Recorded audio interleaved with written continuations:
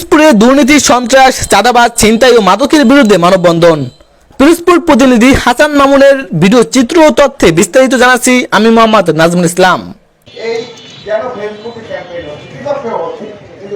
পিরোজপুরে দুর্নীতি, লুটপাট, চাঁদাবাজ, সন্ত্রাস, ছিনতাই ও মাদক ব্যবসায়ীদের বিচার এবং পরিবেশ রক্ষার দাবিতে মানববন্ধন কর্মসূচি পালন করা হয়েছে।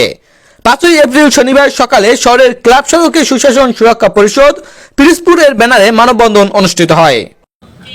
গত 5ই আগস্ট নতুন করে বাংলাদেশ ছাত্র জনতার মাধ্যমে স্বাধীন হয়েছে।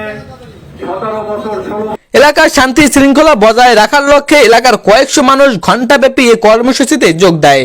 সংগঠনের আহ্বায়ক সুপ্রিম কোর্টের আইনজীবী মেজর অবসরপ্রাপ্ত ব্যারিস্টার এম সরোয়ার বলেন, 2009 থেকে 2024 সাল 15 বছর পিরোজপুর শহর তথা জেলায় দুর্নীতি, লুটপাট, চাঁদাবাজ, সন্ত্রাস, ছিনতাই ও মাদক ব্যবসায়ীদের বিচার এবং পরিবেশ রক্ষার দাবিতে কর্মসূচি পালন করে আসছেন তিনি।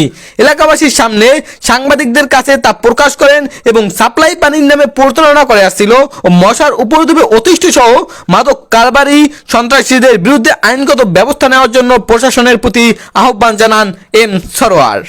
উপহার পাইছি, কিন্তু এইটাই আমাদের এখানে শেষ না। স্বাধীনতা অর্জন করে সে স্বাধীনতা রক্ষা করা বড় কঠিন। বক্তারা বলেন, এদের দৌরত্ব প্রশাসন বরাবর।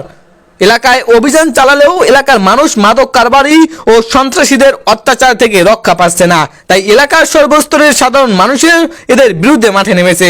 তারা এলাকায় মাদক কারবারি, সন্ত্রাসী ও ছিনতাইকারীদের হাত থেকে রেহাই পেতে প্রশাসন ও স্থানীয়দের সহযোগিতা কামনা করেন।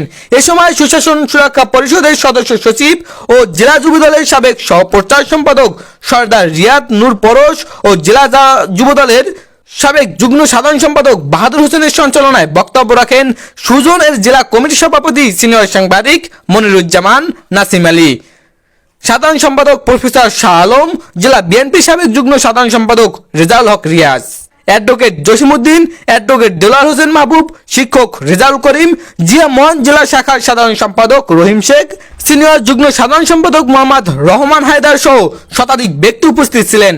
নাজমুল ইসলাম, মাল্টিমিডিয়া রিপোর্টার, দৈনিক নাগরিক ভাবনা, পটুয়াখালী। মানববন্ধনে টোকাই আসছে, মানববন্ধনে বাহিরের লোক আসছে, এখানে সবই দলীয় লোক আমাদের।